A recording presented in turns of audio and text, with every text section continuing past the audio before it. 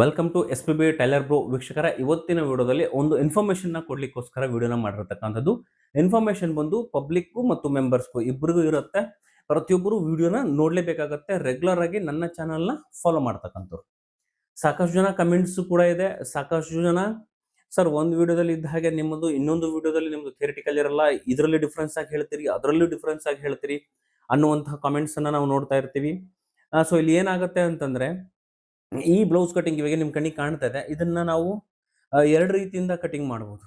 ಒಂದು ಮೆಜರ್ಮೆಂಟ್ ತೆಗೆದುಕೊಂಡು ಕಟಿಂಗ್ ಮಾಡಬಹುದು, ಇನ್ನ ಒಂದು ಅಂದಾಜಿನ ಪ್ರಕಾರ ಕೂಡ ನಾವು ಕಟಿಂಗ್ ಅನ್ನ ಮಾಡಬಹುದು.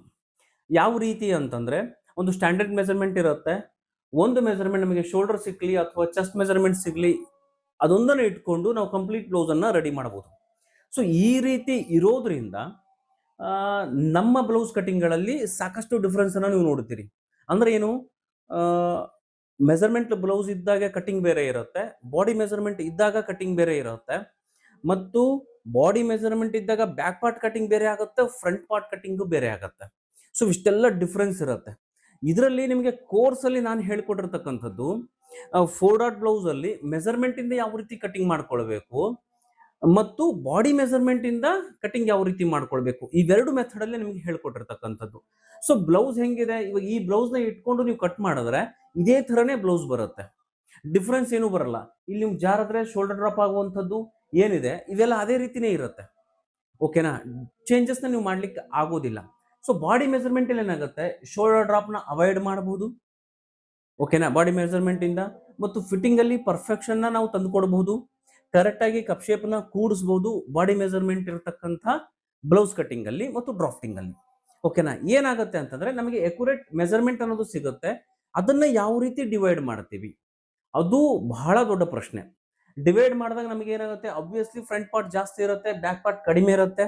ಅದನ್ನ ಎಷ್ಟು ಕಡಿಮೆ ತಗೊಳ್ಬೇಕು ಬ್ಯಾಕ್ ಪಾರ್ಟ್ ಅಲ್ಲಿ ಮತ್ತು ಫ್ರಂಟ್ ಪಾರ್ಟ್ ಅಲ್ಲಿ ಯಾವ ರೀತಿ ಇನ್ಬಿಲ್ಟ್ ನ ಮಾಡಬೇಕು, ಯಾವ ರೀತಿ ಸೇರಿಸ್ಕೊಳ್ಬೇಕು, ಫ್ರಂಟ್ ಪಾರ್ಟ್ ಜಾಸ್ತಿ ಇರುತ್ತೆ ಅದನ್ನ ಯಾವ ರೀತಿ ಆಡ್ ಮಾಡ್ಕೊಳ್ಬೇಕು.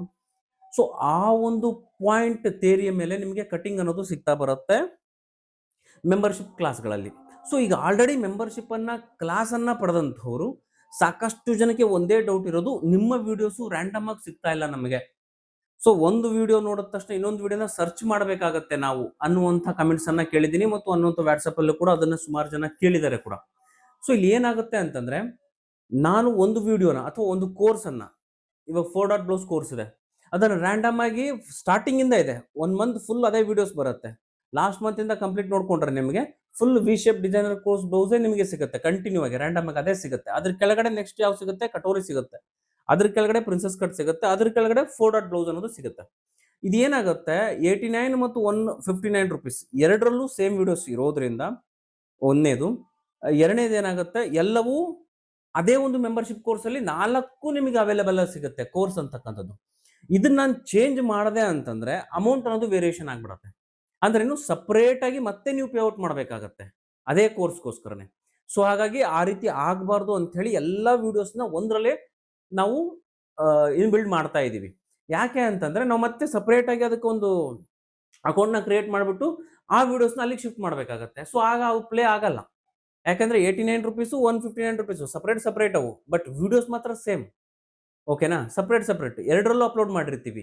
ಬಟ್ ಇಲ್ಲಿ ಏನಾಗುತ್ತೆ, ಮತ್ತೆ ಇನ್ನೊಂದು ರ್ಯಾಂಡಮ್ ಆಗಿ ನಿಮಗೆ ಬೇಕು, ಅದೇ ಪರ್ಟಿಕ್ಯುಲರ್ ಸಿಂಗಲ್ ಬ್ಲೌಸೇ ಬೇಕು ನನಗೆ ಅಂತಂದ್ರೆ ಸಪರೇಟ್ ಸಪರೇಟ್ ಮಾಡಿ ಅದಕ್ಕೊಂದು ಪೇ ಅದು ಎಲ್ಲದಕ್ಕೂ ಅಮೌಂಟ್ ಅನ್ನೋದು ಫಿಕ್ಸ್ ಮಾಡಬೇಕಾಗತ್ತೆ ನಾನು. ಸೊ ಆ ರೀತಿ ಮಾಡಿದ್ರೆ ನಿಮ್ಗೂ ಲಾಸ್ ಆಗತ್ತೆ, ನನಗೂ ಕೂಡ ಕಷ್ಟ ಆಗತ್ತೆ. ನನಗೇನು ಬೆನಿಫಿಟ್ ಇರುತ್ತೆ ಬಿಡಿ, ನೀವು ಅಮೌಂಟ್ ಪೇ ಮಾಡ್ದಂಗೆಲ್ಲ ಬೆನಿಫಿಟ್ ಇರುತ್ತೆ, ಇಲ್ಲ ಅಂತ ನಾನು ಹೇಳಲ್ಲ, ಬಟ್ ನಿಮಗೆ ಲಾಸ್ ಆಗತ್ತೆ. ಯಾಕಂದ್ರೆ ಒಂದೇ ಅಮೌಂಟ್ ಅಲ್ಲಿ ನಿಮಗೆ 4 ಕೋರ್ಸ್ ಸಿಕ್ತು. ಇನ್ನು ಮತ್ತೆ ನೆಕ್ಸ್ಟ್ ಬರುವಂತ ಈ ಮಂತ್ ಅಲ್ಲಿ ಕಂಪ್ಲೀಟ್ ನಿಮಗೆ ಬ್ಯಾಕ್ ಡಿಸೈನ್ ಕೋರ್ಸ್ ಅನ್ನೋದಿರುತ್ತೆ. ಕಂಪ್ಲೀಟ್ ಆಗಿ ಬ್ಯಾಕ್ ಡಿಸೈನ್ಸ್ ಯಾವ ತರ ಮಾಡಬೇಕು, ಯಾವ ತರ ನಿಮಗೆ ಕ್ಯಾನ್ವಾಸ್ ಇಂದ ಡಿಸೈನ್ ಯಾವ ರೀತಿ ಮಾಡಬೇಕಾಗುತ್ತೆ, ವಿತೌಟ್ ಕ್ಯಾನ್ವಾಸ್ ಯಾವ ರೀತಿ ಮಾಡಬೇಕಾಗುತ್ತೆ, ವಿತೌಟ್ ಕ್ಯಾನ್ವಾಸ್ ಡಿಸೈನ್ ಹೆಂಗ್ ಬರುತ್ತೆ, ವಿತ್ ಕ್ಯಾನ್ವಾಸ್ ಹೆಂಗ್ ಬರುತ್ತೆ, ಪೇಪರ್ ಕ್ಯಾನ್ವಾಸ ಅಥವಾ ಅದಕ್ಕೆ ಬರುವಂತ ಲೈಕ್ರಾ ಪೇಸ್ಟಿಂಗ್ ಟೈಪ್ ಬರುತ್ತೆ ಆ ತರದ್ದು ಕ್ಯಾನ್ವಾಸ್, ಅಥವಾ ಇನ್ನೂ ತೆಳುವಾಗಿ ಬರುತ್ತೆ ಆ ತರದ್ದು ಕ್ಯಾನ್ವಾಸ್ ಬಳಸಬೇಕಾ ಪೂರ್ತಿಯಾಗಿ. ಸೊ ಈ ತರ ಡಿಫರೆನ್ಸ್ ಆಗಿ ಎಷ್ಟು ಕ್ಯಾನ್ವಾಸ್ ಬರುತ್ತೆ ಪ್ರತಿಯೊಂದನ್ನು ಶೋ ಅಪ್ ಮಾಡಿ ನಿಮಗೆ ಬ್ಯಾಕ್ ಡಿಸೈನ್ ನ ಯಾವ ರೀತಿ ಮಾಡಬೇಕು ಅಂತಕ್ಕಂಥದ್ದು ಕಂಪ್ಲೀಟ್ ಈ ಮಂತ್ ನಿಮಗೆ ಫುಲ್ ಬ್ಯಾಕ್ ಡಿಸೈನ್ಸ್ ಇರುತ್ತೆ. ಆಲ್ಮೋಸ್ಟ್ 4 to 5 ಡಿಸೈನ್ಸ್ ನಿಮಗೆ ಪ್ರೊವೈಡ್ ಮಾಡ್ಲಿಕ್ಕೆ ಟ್ರೈ ಮಾಡ್ತಾ ಇದ್ದೀನಿ. ಬಟ್ ವಿಡಿಯೋಸ್ ಎಲ್ಲವೂ ಕೂಡ ನಿಮಗೆ 10ನೇ ತಾರೀಕು ಮೇಲೆ ಸಿಗುತ್ತೆ. ಎಲ್ಲವೂ ಅಂದ್ರೇನು, 10ನೇ ತಾರೀಕಿಂದ ಸ್ಟಾರ್ಟ್ ಆಗುತ್ತೆ, ಈ ಮಂತ್ ಫುಲ್ ಇರುತ್ತೆ ನಿಮಗೆ. ಅಲ್ಲಿಂದ ಓಕೆನಾ. ಸೊ ಈ 10ನೇ ತಾರೀಕುವರೆಗೂ ಸ್ವಲ್ಪ ಸಣ್ಣ ಟ್ರಿಪ್ ಇದೆ, ಮುಗಿಸ್ಕೊಂಡು ಬರ್ತೀವಿ. ಸೊ ಅಪ್ಡೇಟ್ ಅನ್ನ ನಿಮಗೆ ಫೋಟೋಸ್ ನಿಮಗೆ ಸಿಗ್ತಾ ಇರುತ್ತೆ. ಯೂಟ್ಯೂಬ್ ಅಲ್ಲಾಗಿರ್ಲಿ ಅಥವಾ ಇನ್ಸ್ಟಾದಲ್ಲಾಗಿರ್ಲಿ ಅಥವಾ ಫೇಸ್ಬುಕ್ ಅಲ್ಲಾಗಿರ್ಲಿ ಅಥವಾ ಯೂಟ್ಯೂಬ್ ಪೋಸ್ಟ್ ಅಲ್ಲಾಗಿರ್ಲಿ, ನಿಮಗೆ ಅಪ್ಡೇಟ್ ಏನ್ ಮಾಡ್ತಾ ಇದೀವಿ ಅನ್ನೋದು ನಿಮಗೆ ಫೋಟೋಸ್ ಮುಖಾಂತರ ನಿಮಗೆ ತಿಳಿಸ್ಕೊಡ್ತಾ ಬರ್ತೀನಿ. ಓಕೆನಾ. ಇವಿಷ್ಟು ಆಯ್ತು. ಇದಾದ ನಂತರ ನಿಮಗೆ ಈ ಕೋರ್ಸ್ ಅಲ್ಲಿ ಬರುವಂತಹ ಡೌಟ್ಸ್ ಏನಿದೆ, ಕೆಲವೊಂದು ವಾಟ್ಸ್ಆಪ್ ಸಪೋರ್ಟ್ ಅಲ್ಲಿ ಯಾವ ರೀತಿ ಕೇಳಬೇಕು ಅನ್ನೋದು ಗೊತ್ತಿರೋದಿಲ್ಲ. ನೀವು ಯಾವ ರೀತಿ ಕೇಳಬೇಕು ಅಂದ್ರೆ, ಮತ್ತೆ ಇನ್ನೊಂದು ತುಂಬಾ ಇಂಪಾರ್ಟೆಂಟ್ ಏನಪ್ಪಾ ಅಂದ್ರೆ, ಸಾಕಷ್ಟು ಜನ ನಾವು ಆಲ್ರೆಡಿ ಕಲ್ತಿದೀವಿ ಸರ್, ಮತ್ತು ನಾವು ತುಂಬಾ ದಿನ ಆಯ್ತು ನಮ್ಗೆ ಬಿಟ್ಟಿದೀವಿ, ಸೊ ಮತ್ತೆ ನಾವು ಬಿಲ್ಡ್ ಮಾಡಬೇಕು ಅಂತ ಇದೀವಿ, ಸ್ವಲ್ಪ ಕನ್ಫ್ಯೂಷನ್ ಇದೆ. ಪ್ರಿನ್ಸೆಸ್ ಕಟ್ ನಂತರ ಹೆವಿ ಕನ್ಫ್ಯೂಸ್ ಆಗ್ತಾ ಇದೆ ಪ್ರಿನ್ಸೆಸ್ ಕಟ್ ಅಲ್ಲಿ. ಸೊ ಅದನ್ನ ಯಾವ ರೀತಿ ಸರ್ ಅದನ್ನ ಸಿಂಪ್ಲಿಫೈ ಆಗಿ ಮಾಡಿ, ಯಾಕಂದ್ರೆ ನಾವು ಆಲ್ರೆಡಿ ಜಸ್ಟ್ 2 ಪಾರ್ಟ್ ನ ಕಟ್ ಮಾಡ್ಕೊಳ್ತಾ ಇದೀವಿ. ನಿಮ್ ಕೋರ್ಸ್ ಅಲ್ಲಿ 4 ಪಾರ್ಟ್ ಇದೆ. ಸೊ 4 ಪಾರ್ಟ್ ತುಂಬಾನೇ ಕಷ್ಟ ಆಗುತ್ತೆ ನಮಗೆ ಅನ್ನುವಂತ ಕಮೆಂಟ್ಸ್ ಕೂಡ ನಾವು ಕೇಳಿದ್ದೀವಿ. ಇಲ್ಲಿ ಏನಾಗುತ್ತೆ ಅಂತಂದ್ರೆ, ಈ ಶೇಪ್ ಅಂತಕ್ಕಂಥದ್ದು ನಿಮಗೆ ಕರೆಕ್ಟ್ ಆಗಿ ಬರ್ಬೇಕು. ಇದು princess cut with V shape ಇರೋದ್ರಿಂದ ಇಲ್ಲಿ ನೋಡಿ, ಇಲ್ಲಿ ಬಿಲ್ಡ್ ಮಾಡಿರ್ತಕ್ಕಂಥದ್ದು ಯಾವ ರೀತಿ ಬಿಲ್ಡ್ ಮಾಡಿದೀವಿ ಅಂತಂದ್ರೆ, ಕಪ್ ಶೇಪ್ ಅಂತಕ್ಕಂಥದ್ದು ಎಕ್ಯುರೇಟ್ ಆಗಿ ಕುತ್ಕೊಳ್ಬೇಕು. ಓಕೆನಾ. ಎಕ್ಯುರೇಟ್ ಅಂದ್ರೆ ಎಕ್ಯುರೇಟ್ ಆಗಿ ಕುತ್ಕೊಳ್ಳುತ್ತೆ. ಯಾಕೆ ಅದ್ರಲ್ಲಿ ಏನ್ ಮಾಡಿದೀವಿ, ಈ ಭಾಗದಲ್ಲಿ ನಮಗೆ ಪಫ್ ಅನ್ನೋದು ಕ್ರಿಯೇಟ್ ಆಗ್ಬೇಕು. ಸುಮ್ನೆ ಪಫ್ ಅನ್ನೋದು ಕ್ರಿಯೇಟ್ ಆಗಲ್ಲ.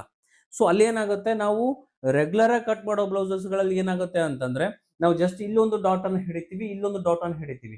ಪಫ್ ಅನ್ನೋದು ಈ ಏರಿಯಾದಲ್ಲಿ ಕರೆಕ್ಟ್ ಆಗಿ ಕುತ್ಕೊಳ್ಳಲ್ಲ. ಸೊ ಅದು ಕರೆಕ್ಟ್ ಆಗಿ ಕುತ್ಕೊಳ್ಬೇಕು ಅಂತಂದ್ರೆ ಈ ಡಾಟ್ ಅನ್ನು ಕೂಡ ನಾವು ಹಿಡ್ಕೊಳ್ಳೇಬೇಕು.